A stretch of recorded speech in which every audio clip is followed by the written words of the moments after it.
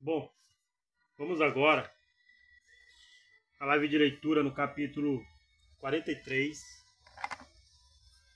do livro de Gênesis, Bíblia do Expositor, 12 de fevereiro, quarta-feira. Vamos lá? Ainda tratando daí da vida de José, seus irmãos. Depois Jacó vai descer ao Egito. Vamos ver a revelação que Deus tem para nós a respeito disso. Que é a revelação maior que Deus nos mostrou para mim e para você nesta história. No desfecho dela, 20 anos depois, que o perdão ele cobre multidões de pecados. Então foi isso que José fez. Ele não procurou julgar como Jesus também fez, mas ele perdoou a cada um que intentou fazer mal, como Barrabás, né? Fez mal a Jesus, mas espiritualmente falando, ele foi escolhido para ser solto. Jesus crucificado, espiritualmente falando, Jesus perdoou, não julgou. Com certeza Judas também, Jesus com certeza perdoou, mas não julgou. Então o perdão ele cobre multidão de pecados, como o perdão também ele libera cura e libertação. Amém? É algo poderoso. O perdão é algo poderoso. Escolha perdoar, independente do que seja. Mas para você obter a sua cura, a sua libertação, escolha perdoar. Então vamos orar agora, para que Deus venha nos instruir nessa leitura.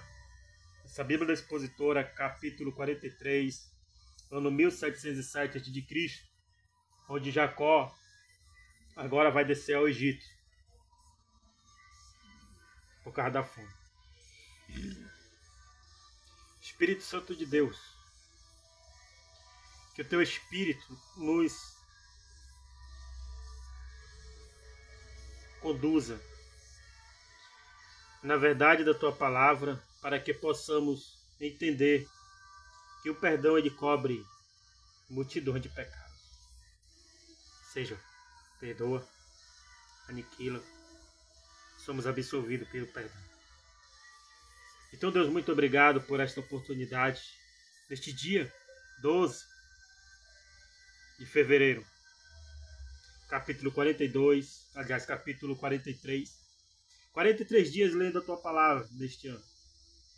E vamos atentar no que o Senhor vem nos ensinar agora, para aplicarmos na nossa vida espiritual e na nossa vida física. Em nome de Jesus. Capítulo 43.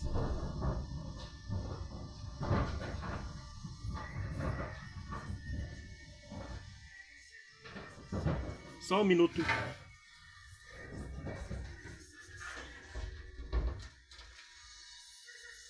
Esse prato aí. Esse aí.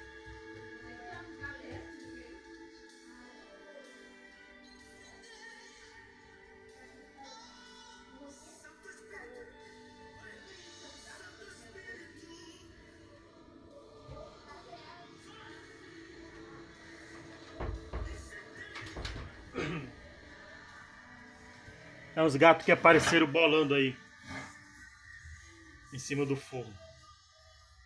Diga que eles caem para baixo. Vamos ver se é gato mesmo. Até eu não sei se é. Vamos lá. Então aqui, em 1707 a.C., Egito, está escrito aqui na minha Bíblia. Pegue a sua, leia comigo versículo por versículo. Vamos ler um pouco lento para você entender. E quando você não encontrar a leitura comigo, é porque eu estou lendo a explicação, tá bom? Então diz assim, ó, versículo 1, vai falar da fome, e diz assim: a fome, porém, era grande na terra. Aí ele vai explicar. Do mesmo modo, na grande tribulação que está por vir, da qual este versículo é um tipo, será grande na terra de Israel. Por quê? Porque nós, gentios, temos fome e sede de Deus. Em Malaquias, se eu não me engano, é Miqueias, livro de Malaquias ou Miqueias, se eu não me engano. Se não for nenhum dos dois, é um dos profetas menores, que diz assim, que nos últimos dias Deus vai trazer fome na terra. Porém, essa fome, ela não seria de bebida e nem de comida, mas de toda a palavra de Deus. Independente do bairro que você mora, sempre perto de sua casa, vai haver uma igreja evangélica. Seja de ministério grande, ou seja de ministério pequeno, mas sempre vai haver uma igreja evangélica. O que é isso? Sempre vai haver alguém pregando o evangelho nas esquinas, onde você for, dentro do ônibus, sempre vai ver alguém pregando a palavra de Deus. O que eu quero dizer isto é que esta profecia se cumpre nos dias de hoje, que Deus trazia e vai trazer, e já está trazendo, fome e sede na terra.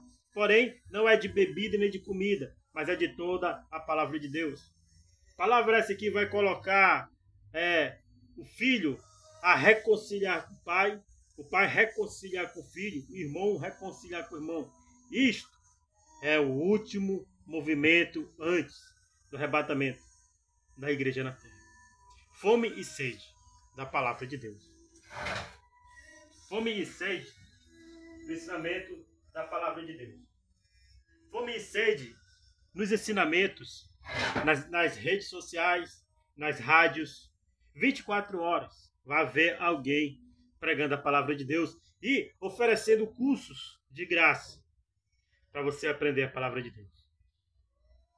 Nós, gentios, é claro.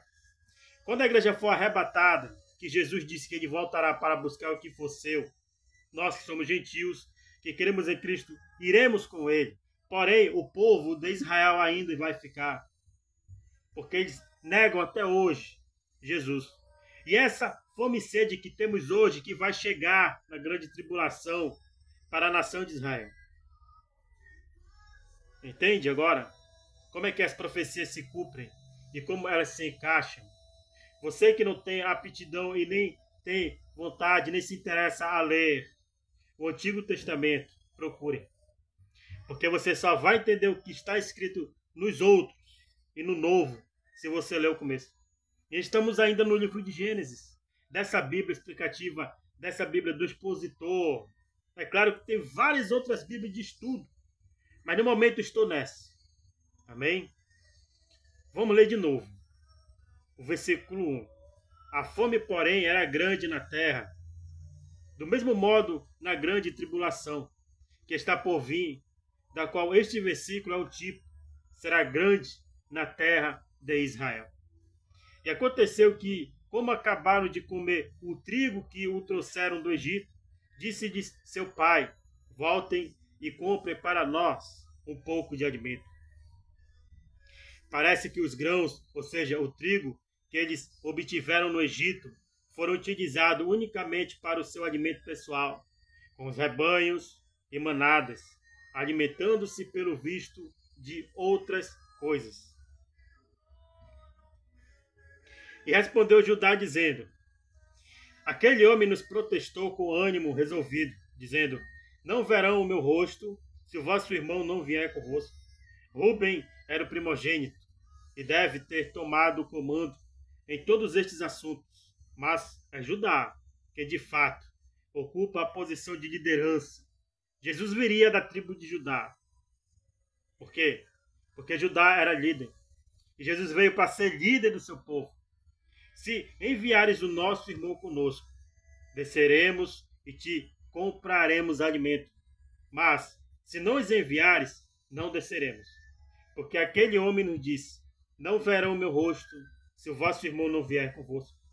A habilidade de José, a habilidade que só o amor pode dar para guiar os seus irmãos, passo a passo a uma confissão de pecado, contra ele e a consciência da escuridão desse pecado aos olhos de Deus. É um quadro da ação futura do Senhor Jesus Cristo para levar Israel a reconhecer o seu pecado de rejeitá-lo e o enorme resultado deste pecado contra Deus. Logo, descobrimos que um dos maiores pecados é você negar o nome de Jesus. É você rejeitar Jesus, a existência dele. É você rejeitar o convite de alguém que lhe convida. Vamos à igreja hoje, vamos ouvir a palavra de Deus, vamos a um culto por apenas 2 horas. Você rejeitando este convite, rejeita Jesus e sua existência. Logo, Cristo, com o tempo, ele vai usar pessoas como nós para pregar para você e trazer a sua consciência da rejeição do seu poderio e da sua existência. Isto é o que aconteceu aqui com os irmãos de José. E disse Israel, ou seja, disse Jacó: por que me fizestes tanto mal, informando aquele homem que tinha outro irmão? O Espírito Santo se refere a Jacó como Israel, aludindo ao fato da obediência de Jacó em enviar Benjamim, embora não desejasse fazê-lo. Quando o Espírito Santo utiliza o nome Israel para designar Jacó, sempre e sem exceção, refere-se à fé e, num certo sentido, a um marco em seu caminhar de fé. Aleluia! E eles disseram: aquele homem nos perguntou particularmente por nós e por nossa parentela, dizendo: vive ainda vosso pai? Tem outro irmão? E lhe declaramos conforme a estas palavras. Podíamos nós saber se iria dizer: trazei vosso irmão? Então Judá disse: Israel, seu pai, envia o jovem comigo, e nos levantaremos e iremos, a fim de que vivamos e não morramos, nós, tu e os nossos filhos. E eu me comprometo por ele. Me pedirás conta dele, se eu não trouxer e o puser diante de ti, serei para ti réu de crime todos os dias. E se não nos tivéssemos detido, certamente agora teríamos já voltado segunda vez de volta. Se não fosse por este assunto crítico, levar Benjamim até o Egito, devido à carência de mantimento, eles já teriam retornado. Então seu pai Israel respondeu: pois que seja assim, fazei isto, tomai do melhor da terra em vossos vasos, e levai àquele varão um presente, um pouco de bálsamo, um pouco de mel, aromas e mirra, nozes e amêndoas. E tomem em vossas mãos uma quantidade de dinheiro em dobro, e levem em suas mãos o dinheiro voltado nas bocas de vossos sacos, pode ter sido um engano. Tudo isto era para provar que eles eram homens honestos. Pouco se davam conta de quais eram, na realidade, as intenções de José. Tomai também o vosso irmão e levantai-vos, e voltai àquele homem. Sob nenhuma alegação, Jacó teria permitido que Benjamim fosse ao Egito, mas ele chegou a uma situação para a qual não tinha outra alternativa. Esta era a vontade de Deus. E às vezes o Senhor nos prova antes de que obedeçamos a sua vontade. E que o Deus Todo-Poderoso vos dê misericórdia diante daquele homem, e vos solte a outro vosso irmão e a Benjamim, se tiver que ser privado de meus filhos, que o seja. O motivo de o patriarca usar o título Deus Todo-Poderoso, que significa El Shaddai, é aludir ao Deus da aliança com Abraão.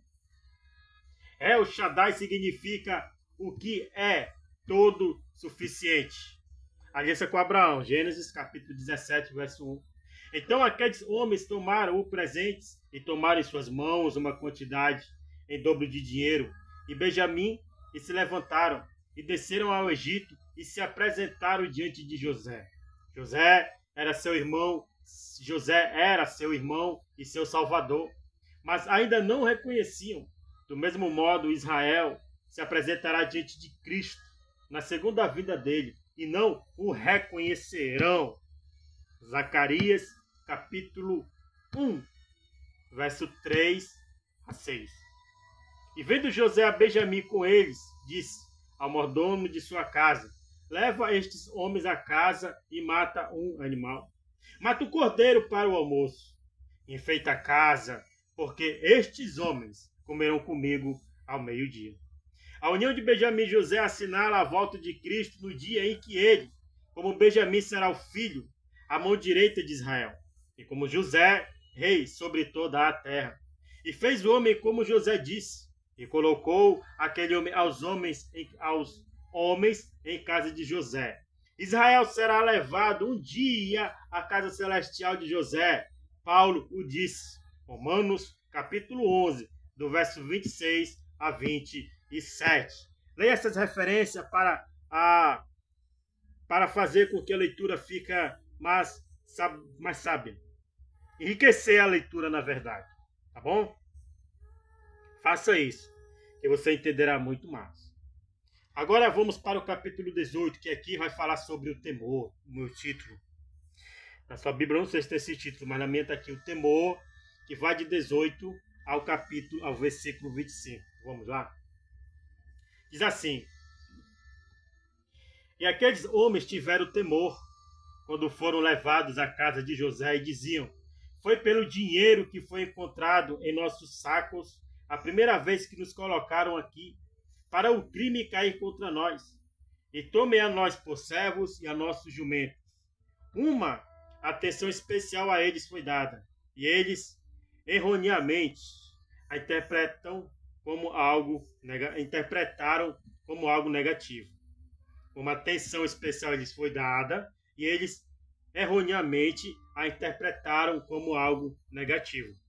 E se chegaram ao mordomo da casa de José e lhe falaram à entrada da casa, e disseram: ai, meu senhor, nós na realidade descemos a princípio para comprar mantimentos. E aconteceu que quando chegamos à hospedaria e abrimos os nossos sacos, eis que o dinheiro de cada um estava na boca de seu saco, o nosso dinheiro e seu justo peso, e o tomamos a trazer em nossas mãos. Trouxemos também em nossas mãos outro dinheiro para comprar mantimentos. Nós não sabemos quem tenha posto o nosso dinheiro em nosso saco. E ele respondeu: o mordomo disse: paz seja convosco, não temas o vosso Deus, e o Deus de vosso pai vos deu um tesouro em vossos sacos. O vosso dinheiro veio para mim, e trouxe-lhes Simeão a eles. De uma maneira estranha, o mordomo fala de Elohim, o qual os egípcios não conheciam. A conduta de José não pode ser explicada sobre a base de sua inspiração. Ele não estava fugindo, não estava jogando com os sentimentos humanos, não estava simplesmente seguindo os caprichos de seus próprios afetos. Ele estava sob a direção divina, planejando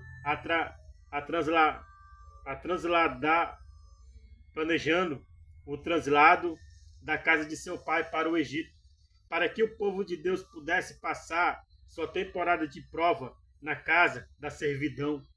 E levou aqueles homens à casa de José, e lhe deu água, e lavaram seus pés, e deu de comer, ou seja, mantimentos, aos seus jumentos. E ele prepararam um presente para quando José viesse ao meio-dia, porque tinha ouvido que ali havia de comer pão. O mais impensável, o mais estranho acontece, certamente. O Senhor do Egito não convidava simples estranhos de outras nações da terra para sua casa, para comer com ele, sobretudo pobres pastores, mas ainda assim eles estavam ali. José, 26 ao 29. E veio José à casa e lhes trouxeram o presente que tinham em suas mãos dentro da casa, e se inclinaram a ele até a terra. De novo, cumpriu-se o seu sonho. Então lhe perguntou de como estavam e disse: vosso pai, o ancião de quem falastes, passa bem? Vive ainda? Deve ter sido estranho aos filhos de Jacó escutar do Senhor do Egito perguntas pessoais a respeito de seu pai e de sua saúde. E eles responderam: bem vai o teu servo, nosso pai ainda vive. E inclinaram e fizeram reverência. Tinham-se passado 20 anos desde que José tinha visto o seu pai Jacó. levantando e elevando ele os seus olhos, viu Benjamim, seu irmão, filho de sua mãe, e disse: é este o vosso irmão menor, de quem me falaram? E disse: Deus tenha misericórdia de ti, meu filho. É a primeira vez que José tinha visto Benjamim. Ele não tinha nascido ainda quando José foi vendido ao Egito. Era fácil dele discernir, era fácil dele descobrir que ele simplesmente era o mais moço, porque era o mais jovem dentre os demais. O pranto. Então José se apressou, porque se comoveram as suas entranhas por causa de seu irmão, e procurou onde chorar, e entrou em sua câmara e chorou ali. A cena é comovente. Não se expressa o sentimento de José no momento, mas também revela de uma maneira mais ampla como isto tipifica o dia vindouro, quando Cristo se apresentará diante de Israel. Depois de tanto tempo, os filhos de Jacó voltaram para casa. De fato, em toda a história nunca houve nada semelhante à queda de Jacó, e me refiro à nação de Israel e a sua rejeição a Cristo. Isto obscurece todos os outros sucessos. Romanos, capítulo 11, versículo 15. E depois lavou seu rosto e saiu fora e se conteve e disse: pão de pão, sirva a refeição. O banquete. E puseram para ele a parte, separadamente para eles, e a parte aos egípcios que com eles comiam. Porque os egípcios não podem comer pão com os hebreus, porquanto é abominação para os egípcios. A refeição aqui se apresenta indicativa de que acontecerá na segunda vinda, quando tanto judeus como gentios terão comunhão com Cristo, de quem José era um tipo. E se assentaram diante dele o maior conforme a sua primogenitura, e o menor conforme a sua menoridade, e estavam aqueles homens atônitos olhando um para o outro. Estavam sentados conforme a sua idade, começando com Rúben, que era o primogênito, até Benjamim, que era o caçula. Como saberia o Senhor do Egito estas coisas? Deve-se perguntado os irmãos de José. E ele tomou as porções, ou seja, o alimento, de diante de si para eles. Mas a porção de Benjamim era 5 vezes maior do que a porção de todos eles. E beberam e se alegraram com ele. O número 5 é o número da graça de Deus. O nome Benjamim significa minha forte mão direita, o que tipifica Cristo. No dia vindouro, quando Israel retornar para Cristo, embora Cristo tenha uma fonte, Vamos ler de novo, desde o versículo 34. E ele tomou as porções, ou seja, o alimento, de diante de si para eles. Mas a porção de Benjamim era 5 vezes maior que a porção de todos eles. E beberam e se alegraram com ele. O número 5 é o número da graça de Deus. O nome Benjamim significa minha forte mão direita, o que tipifica Cristo no dia vindouro, quando Israel retorna para Cristo. Embora Cristo tenha uma forte mão direita, ele vai tratar Israel com graça. Este era o significado da comida dada a Benjamim, cuja porção é 5 vezes maior do que a de seus irmãos. Então aqui a gente fica neste capítulo 43, neste dia 12 de fevereiro, quarta-feira. Eu creio que você está entendendo o que significa isto. 3 coisas a gente aprendeu. 3. Graça, fé e perdão. Porque só aquele que perdoa pode trazer pessoas para ter comunhão em sua mesa. E a graça de reunir é Cristo. E só podemos reunir Cristo em nosso meio, por meio da fé. Aplica isso na sua vida, que você será grandemente abençoado. Senhor Deus do céu, Deus da graça, Deus de fé, Deus de perdão, Deus de amor. Obrigado por esta leitura. Nos conduza, Deus, nos teus caminhos, para que possamos andar nos teus caminhos com pureza e em santidade. Em nome de Jesus. Amém.